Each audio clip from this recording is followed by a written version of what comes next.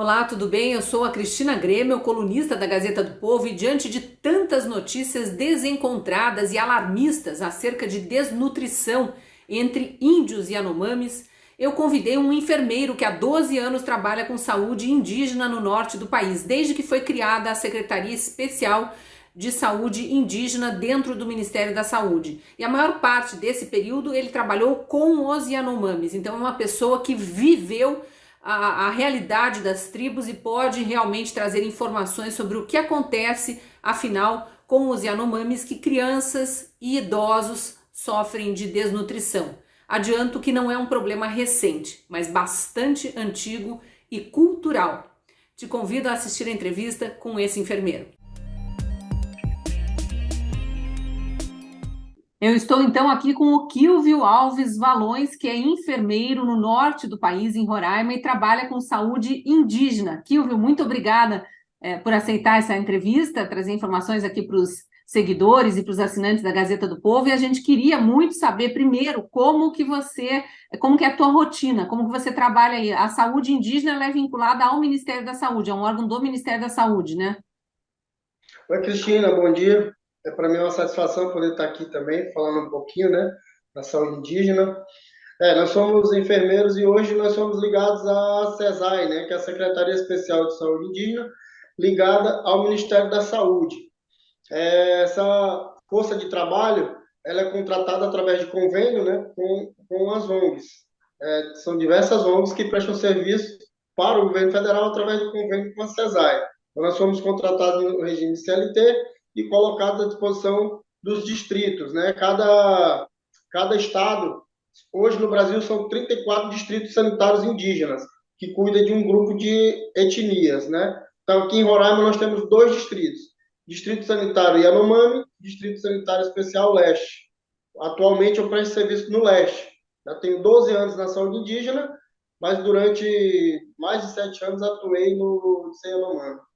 Então, é a tua experiência com a saúde indígena Yanomami que a gente quer conhecer agora, até porque as informações são muito dispersas, as próprias ONGs dão informações diferentes, tem um questionamento muito grande acerca do investimento que o governo federal faz via ONGs e se isso é realmente repassado para os índios, e de investimentos diretos através do Ministério da Saúde e outros ministérios para os indígenas. A gente viu na pandemia, por exemplo, um aporte muito grande de recursos para a compra de cestas básicas para índios. O governo divulgou na época, né? O governo passado divulgou na época os números de cestas básicas entregues, de números de índios atendidos, mas a gente nunca fica muito certo se realmente esse alimento chega para os índios e se é adequado. O que você diria? Porque a gente está ouvindo as informações de desnutrição dos Yanomamis como se fosse algo recente e parece que deixaram de atender os índios de uma hora para outra. Que informações que você tem acerca disso? Cristina, realmente, ano passado houve, né, um aporte muito grande e a CESAI ao longo dos quase 12 anos de criação, ela vem é, é, investindo bastante recurso na saúde indígena.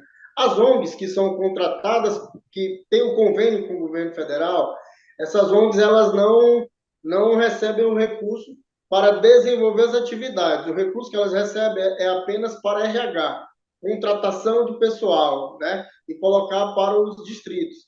Todas as ações de saúde, todos os direcionamentos com relação a recursos, compra de medicamento, insumos, são realizados pelos distritos, né, através dos seus coordenadores e com orientação da CESAI, que é a Secretaria Especial que funciona em Brasília.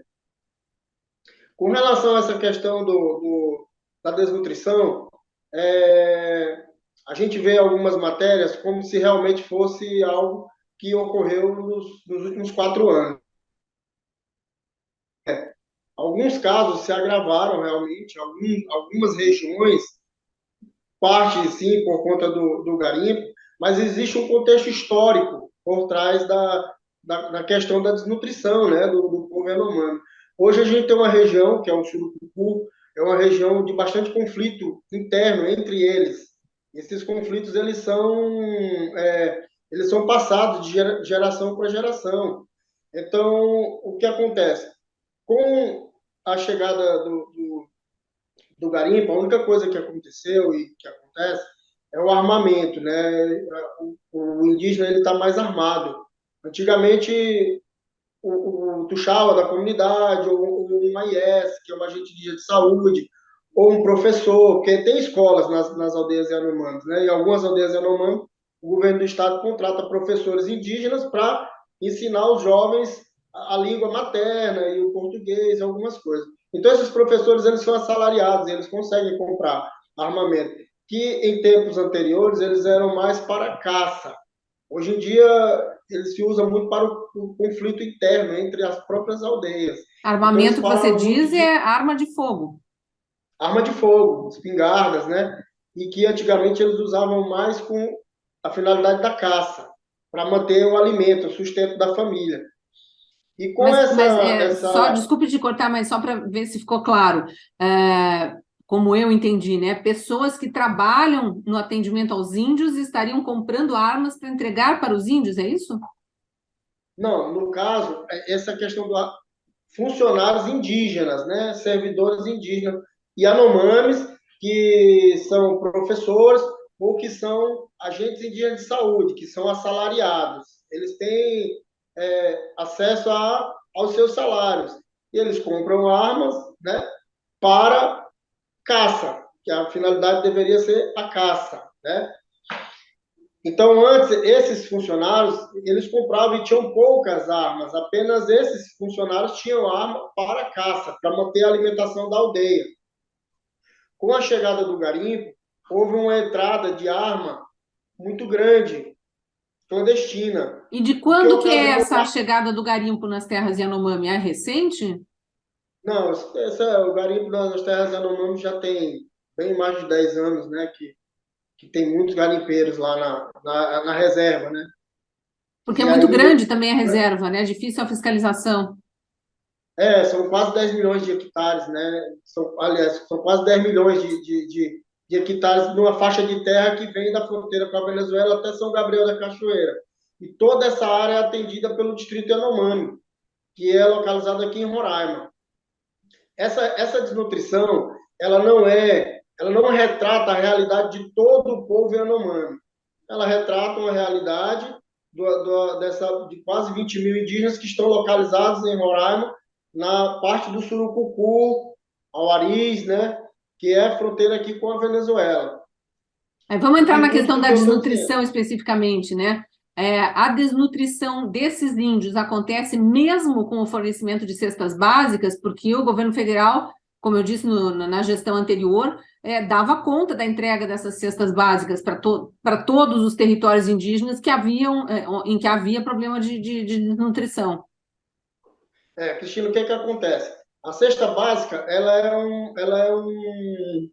um paliativo, né? Ela é um emergencial. Ela acontece mesmo assim, porque o que é que acontece? Historicamente, você coloca o alimento em uma aldeia, vai comer primeiro os homens, né? Os guerreiros que têm que estar fortes, nutridos, para defender a aldeia, depois as mulheres e só então as crianças. E os idosos caso sobre. Então, se você dá lá a cesta básica, mas não tiver um acompanhamento nutricional, se não tiver ali equipe suficiente para verificar quem está comendo, não vai resolver, não. Vai continuar, vai comer quem é o mais forte e o que é mais fraco vai continuar com fome e a desnutrição vai continuar ocorrendo. Por uma questão cultural, os índios preferem assim. Por uma questão cultural, no sentido de que sempre, historicamente, é assim: eles alimentam primeiro os guerreiros, né? As mulheres, que é quem faz todo o trabalho pesado, a mulher que carrega todo o peso da comunidade ali, vai na roça, busca carga. Então, eles têm que alimentar quem trabalha, quem produz para a comunidade, né? Quem produz, quem ajuda a comunidade a se manter forte. E as crianças, eles não são como nós, que perguntei, meu filho, você está com fome? Ó, você não comeu ainda, né? A criança aprendeu a andar, ela já tem que se virar sozinha, o alimento está ali, ela sentir fome, ela vai lá e pega. Então, às vezes, quando ela vai buscar esse alimento, os outros já comeram, os irmãos mais fortes, os adultos já comeram. E aí, É histórico, então, pelo menos entre os Yanomami, pelo que você está dizendo, as crianças terem algum nível de desnutrição e imagino as pessoas mais idosas também. isso, é histórico. Ocorre em muitas comunidades, em muitas aldeias, o idoso, quando ele chega numa certa idade, que ele não consegue mais ir para a roça, que ele não consegue mais produzir, ele é colocado ali numa rede, num cantinho, e ali ele é deixado para o óbito, né? E aí ele já não é mais tão alimentado, já não dão a comida para ele, porque ele já não produz para a aldeia. Então, por isso acontece muita desnutrição entre os idosos. E o que, que acontece hoje? Um Yanomami com 50 anos de idade, hoje o não indígena com 50 anos de idade, ele ainda está bem jovem, bem sadio, bem saudável. O indígena com 50 anos de idade, ele já está muito desgastado fisicamente, porque é como eu falei, mas assim que ele aprende a andar, 2 anos, 3 anos, aprendeu a andar, ele já tem que se virar. Então, a mulher, principalmente, ela começa a carregar.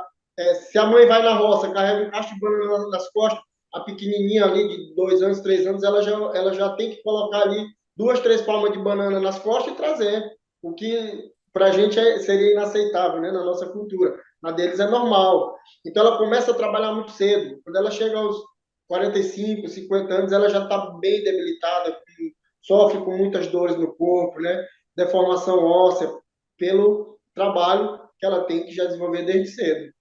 E o trabalho O emagrecimento. da saúde indígena funciona em cima desses desnutridos? Como que é o teu trabalho especificamente como enfermeiro?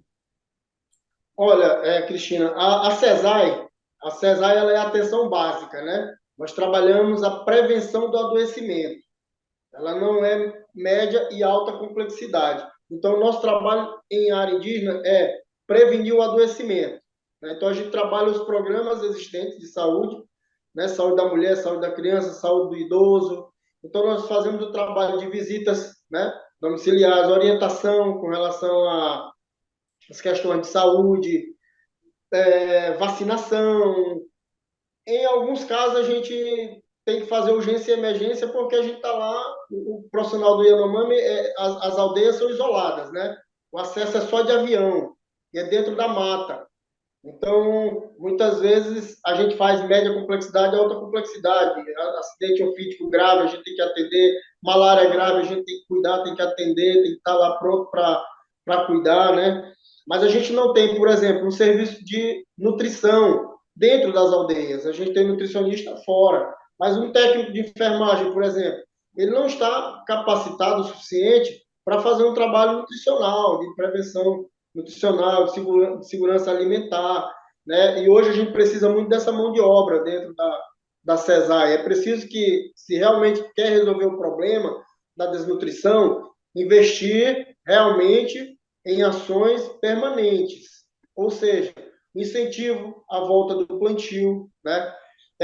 Produção de roça. A FUNAI precisa estar muito ativa na entrega de ferramentas como existia antigamente para a produção agrícola que eles plantam quando eles têm condições. E o investimento na área da saúde seria a contratação do número maior de profissionais e profissionais de nutrição para atender nessas áreas onde ocorrem ainda alguns casos de desnutrição, que, como eu já falei, é histórico. Aconteceu, acontece e sempre vai acontecer, pelas questões culturais.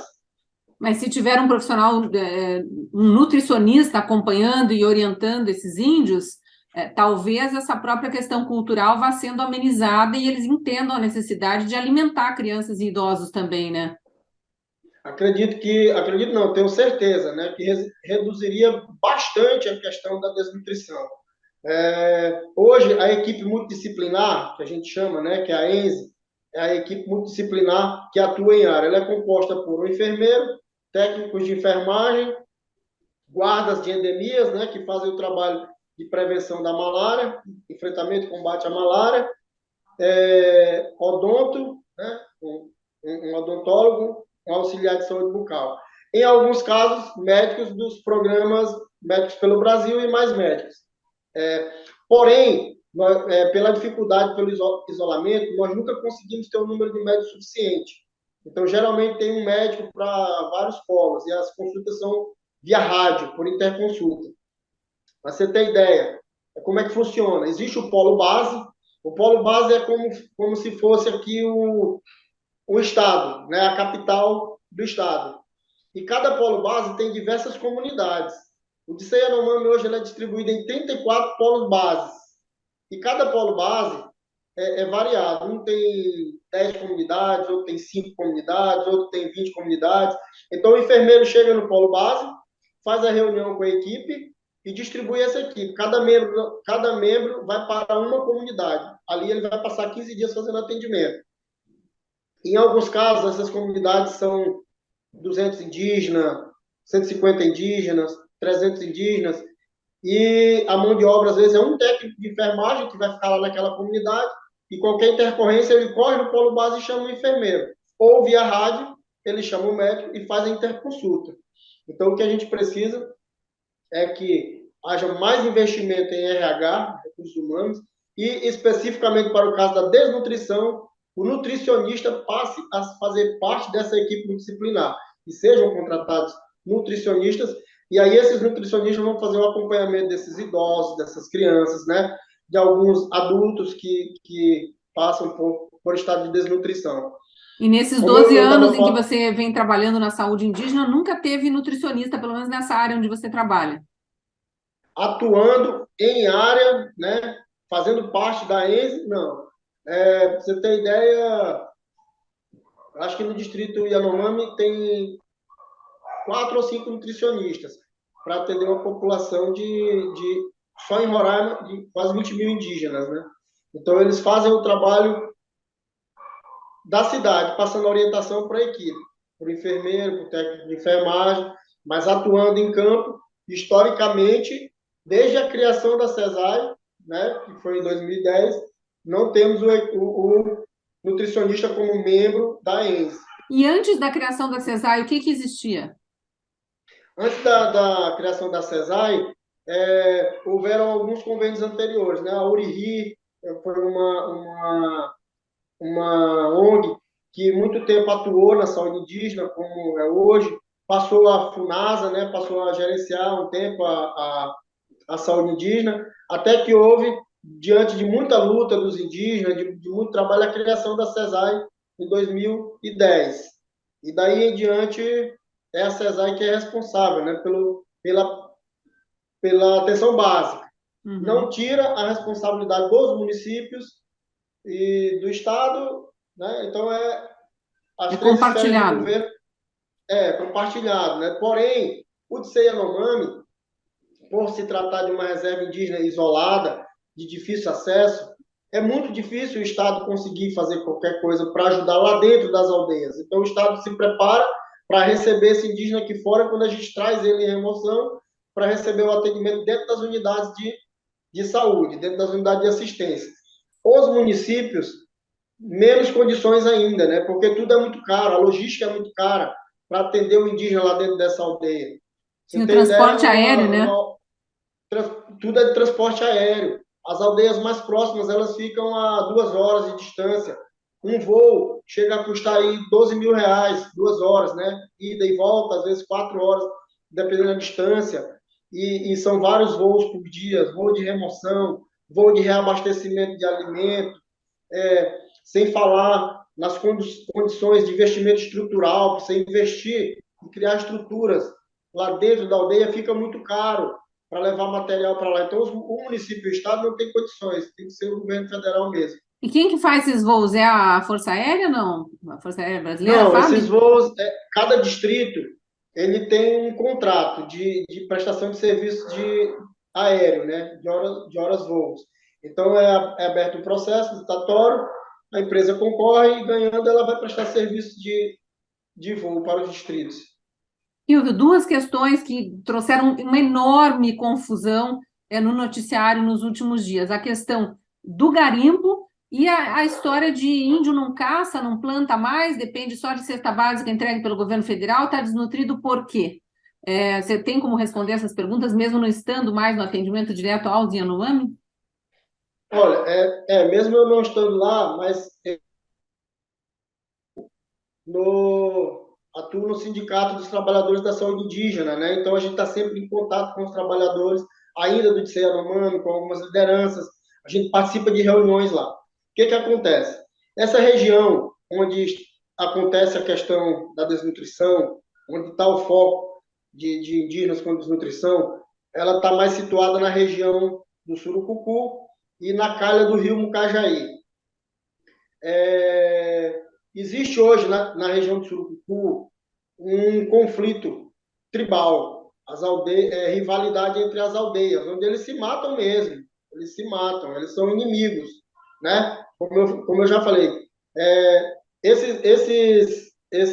essa rivalidade ela ocorre porque eles ainda são semi-primitivos. Então, às vezes, o indígena ele sente a necessidade de se casar, ele vai na aldeia vizinha e rouba uma adolescente para casar com ela, uma indígena. Ali já era um fato Um atrito, onde vai haver um conflito. Onde vai haver um conflito. E o que acontece? Isso se intensificou ao longo do tempo. Esse conflito armado entre eles se intensificou muito. Então, o indígena hoje ele tem medo de sair da comunidade e ir fazer a roça e plantar, e o inimigo vir lá e matar ele. Então, ele realmente não planta mais. Ele perdeu muito a cultura de plantar. E você imagina aí uma aldeia com 200, 300 indígenas caçando todos os dias ao redor da sua aldeia. A caça vai ficando cada vez mais distante. São 100, 150, 200 caçadores caçando diariamente. Então, essa caça ela vai ficando distante. Ele vai ter que andar um dia, 2 dias, 3 dias para chegar em algum local onde ele encontre a caça. E aí, essas distâncias fazem com que ele se aproxime das aldeias rivais e aí e se acontecem as exponha, né? mortes. Então, eles têm medo, né? Então, por isso, Entendi. hoje, eles não plantam muito, mas não plantam com medo dos... Eu imagino que seja bem complexo, porque a gente olhando de fora sem entender exatamente como é que é essa rotina deles e também a de vocês, os profissionais que têm Arthur, vem contato aqui, com filho. eles, a gente fica imaginando que teria que desarmar os índios, em vez de fornecer armas para facilitar a caça, teria que Pronto. desarmar os índios e teria que ter um combate muito sério a esse garimpo ilegal que adentrou terras indígenas também para reduzir os riscos para os índios que estão lá, né? Pronto, você tocou num ponto muito importante, né? Não dá para falar em enfrentar a desnutrição sem falar em desarmar também os indígenas. Como eu te disse, as aldeias são isoladas. Os profissionais para fazer o atendimento de uma comunidade para outra, do polo básico para a comunidade, eles têm que se deslocar 2, 3 horas, 4 horas, 5 horas a pé, dentro da mata, em caminhos estreitos, né? Varedas, que a gente chama. E para fazer esse deslocamento, ocorria sempre, os indígenas acompanhavam. Hoje em dia eles não acompanham mais porque eles têm medo. Não, tu vai, porque se eu for, o inimigo vai me matar. E aí, como é que você vai pegar um profissional, um enfermeiro, ou técnico de enfermagem, pedir ele para fazer uma caminhada de 5, 6 horas até uma outra comunidade fazer um atendimento sozinho, dentro da área de mata, né? Correndo risco. E aí isso enfraquece o atendimento. Eu vou te narrar rapidamente um fato importante. Esse aqui é o meu filho. Eu botei ele aqui rapidinho, dá um tchauzinho. O Arthur, ele é Yanomami. Durante 7 anos, eu tive no processo de adoção para fazer a adoção totalmente legal. O pai do Arthur era de uma aldeia do Surucucu e tinha uma aldeia rival. E aí, o piloto que foi levar ele, o Arthur sofria de desnutrição. Até hoje, ele faz acompanhamento em Brasília a cada 3 meses. Ele teve desnutrição severa quando era criança e isso causou nele problema renal. Então, ele faz acompanhamento. Os pais do Arthur estavam na cidade em tratamento com ele e tiveram que voltar para a aldeia. Foi orientado ao piloto para não pousar na aldeia, que era rival a dele, porque senão os inimigos iriam matar ele. Ele mesmo falou: se pousar lá, vão me matar. O piloto desobedeceu essa ordem direta, pousou na aldeia, Arataú. Os indígenas ouviram no rádio, né, que eles ficam ali perto da Casa da Saúde, o piloto dizendo que ia pousar. Quando o avião pousou, eles interditaram a pista, entraram no avião, tiraram o indígena, que é pai biológico do meu filho, e mataram ele ali no pé da porta do avião. E levaram a mãe. Roubaram a mãe dele e levaram a mãe dele para outra aldeia lá. E o Arthur foi largado ali perto do pai para morrer, ainda criança, né? Desnutrido, extremamente fraco. foi resgatado pela equipe e trouxeram para casar, e foi quando eu comecei a tratar dele e fui me apaixonando, entrei com o processo de adoção. Mas isso foi em 2013. Casos de desnutrição são históricos, como eu te 10 falo, anos já. por conta dessas rivalidades, E dessa guerra para tribal. encerrar aqui, eu também não sei se você tem essa informação, mas eu acho que muitos devem estar se perguntando, porque como o governo Bolsonaro abriu para a questão de compra de armas, necessariamente vão associar que os índios estão armados porque foi fácil comprar arma. Eu sei que você já explicou no início da entrevista, mas como que eles têm acesso a essas armas e de quanto tempo para cá eles vêm se armando? Não, na verdade, há muito tempo eles já usam arma, né? Há muito tempo. Essa arma que chegou pro indígena, né? Que tem chegado pro indígena através do garimpo, é a arma ilegal, é a arma que está na mão ali O do próprio bandido. garimpo faz acordo com os índios, talvez para eles autorizarem que Isso, a terra seja garimpada e entregam armas como pagamento, digamos assim. isso. Tá? Quer dizer, é uma Acontece questão de bastante, né? criminalidade que invadiu as aldeias. Isso, exatamente. E isso não é de agora também, você está dizendo que já é um problema antigo. Não, já é um problema antigo também, há Realmente, a muito solução tem tempo. que vir do tripé combate ao comércio ilegal, apreensão das armas ilegais e nutricionista nas aldeias. Então, assim, a gente vê como solução definitiva, né? Por exemplo, a entrega de cesta básica, ela tem que ter um trabalho paralelo. Qual é esse trabalho paralelo? Desarmamento do indígena, oferecimento de sementes, mudas de plantas, né? Um incentivo à produção agrícola, escolas onde já existe o fortalecimento das escolas, o Ministério da Educação tem que estar presente, o Ministério da Agricultura tem que estar presente, contratação de RH, fortalecer o trabalho das equipes em área e investir em condições estruturais, físicas, né?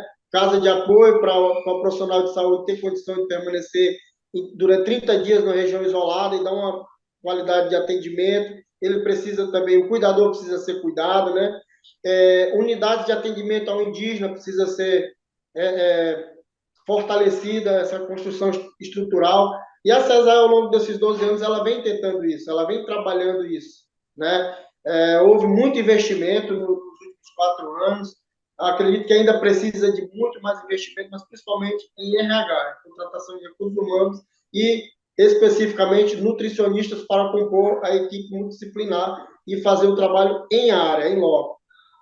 Vamos torcer, então, que o atual governo continue na mesma toada do anterior, investindo nisso, porque a gente não precisa de fake news, a gente precisa de verdade mesmo e de muito foco, né, para conseguir direcionar os recursos e os profissionais que são necessários em cada área. Obrigada, viu, Kilvio, por participar dessa entrevista, trazer essas informações para nós. É bom ver que o seu filho está aí saudável, né, que foi resgatado, Obrigado. que está acolhido com amor e fazemos votos de que em novas oportunidades a gente possa conversar trazendo notícias melhores.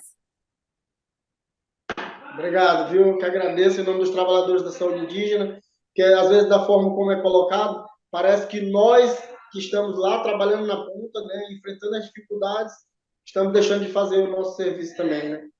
É para falar um pouquinho também em nome do trabalhador, que a gente está lá no dia a dia, Com, enfrentando as dificuldades e com levando o certeza, cuidado. e fazendo muito mais do que conseguiriam fazer se estivessem na cidade, no conforto de um ar-condicionado, né? Sim, sim. Muito obrigada, viu? Bom dia para você. Bom dia, Cristina. Agradeço também você que assistiu a entrevista até o fim. Leve essas informações adiante. Se gostou do conteúdo que eu trouxe aqui, curta o vídeo, comente, compartilhe para que mais gente tenha notícia verdadeira e não fique se alimentando de fake news. Caso você ainda não seja assinante da Gazeta do Povo, eu te convido a apontar a câmera do celular para o QR Code da tela ou clicar no link que aparece na descrição desse vídeo e aproveitar a promoção. Sendo assinante da Gazeta, você ajuda a manter vivo um jornalismo único no Brasil, que vai atrás da verdade e não endossa narrativas por ideologia política. E também você terá acesso a muito conteúdo exclusivo produzido por mais de 40 colunistas. Alexandre Garcia, Guilherme Fiuza, Rodrigo Constantino, Luiz Ernesto Lacombe, Daniel Lopes, Tameia Danelon. Tá todo mundo escrevendo para a Gazeta ou produzindo conteúdo em vídeo, em áudio, cursos online exclusivo para os assinantes. Eu também sou colunista da Gazeta do Povo e te espero lá.